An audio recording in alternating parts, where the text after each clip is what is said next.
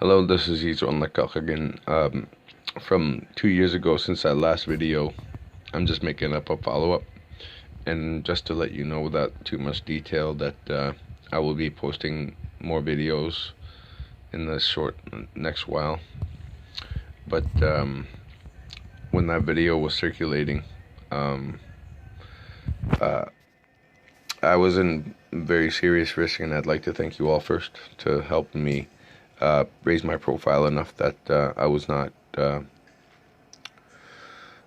approached with any seriousness that I couldn't explain away with this. And it did have a serious effect, and a lot of people, very serious people, got nervous, and it became dangerous. And um, and it's no longer a secret. And I would like for you all to know that I have a daughter. She's 3 years old, and I need them safe. Her and her mother are still in Iqaluit, and we really don't have too many people, and I just had to distance myself from them to keep them safe so that nobody sees us together. And I did mention them in my previous video 2 years ago because it's not safe. Really is not safe. And see, here's what is going on too, with because it's all this whole situation is very traumatic, and it basically has forced me to forget about details and exactly what has been happening. And they surrounded me again. It happened again, and like it was in 2016 March and Storehouse. These same people surrounded me again, and it became very heated. And it very well have been that we would have ended up dead. But something really dangerous happened to us, me and my family, and because I asked for help. And the police showed up, and the good officers that tried to help us again were shot down. Like, they weren't gonna allow those good officers to help me. But I did make statements, and it was during work hours, so WSCC also even came. And but Iqaluit is a very corrupt place, and it's very difficult. And I asked for help from the wrong people in a desperate moment, and it cost a lot to not just myself, but my daughter and her mom. And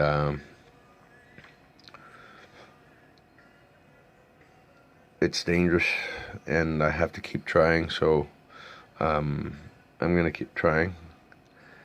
And I spoke to them last in October 31st, 2019. And again, it's very heated. And I convinced the police officer who came to that last night when I was there at the Navigator to listen to me. And he did, and he took my statement, and he allowed me to use his radio to ask for help for my family while I'm away. And some very compromised people are very interested in just keeping me quiet. But there it is. I have a daughter, and her mom are there, and it was not safe to ask for help for them. And I made a huge mistake of doing that. And I forgot about it for a long time. It was just too painful to remember and fully realize. And now I remember being surrounded by them again, and she was there, and so was my daughter. And it got really dangerous, and it got really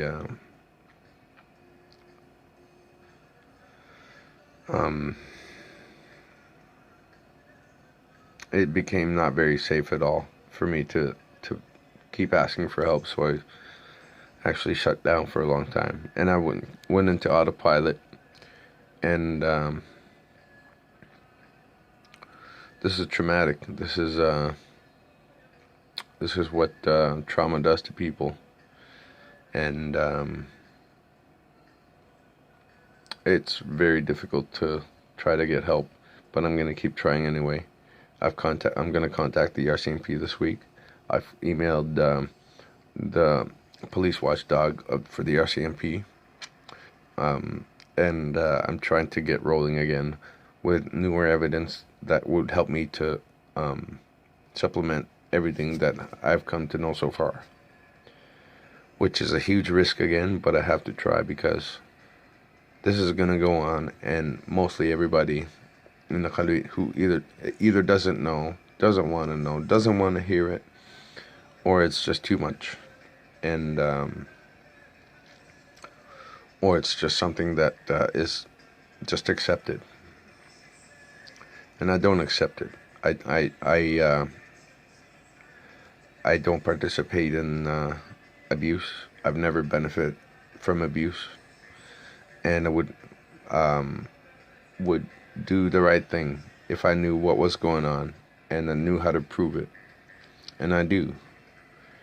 And I know how to prove police corruption is going on in the Khalid, and child trafficking, and abuse, and cover up, and extremely dangerous people are freely operating, and they don't have to hide. They don't have to hide anything. Barely even have to look over their shoulder. And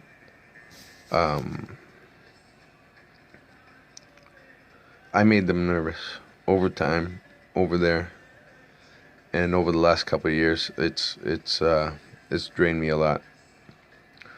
So I have all this information, and I'm gonna begin to share it over the next while. And I hope you all can hear me out again, because this time it's not just me, and it's not just about my brother anymore. I have a daughter and her mom, and our lives have been threatened seriously, and we need help, and we're still alive.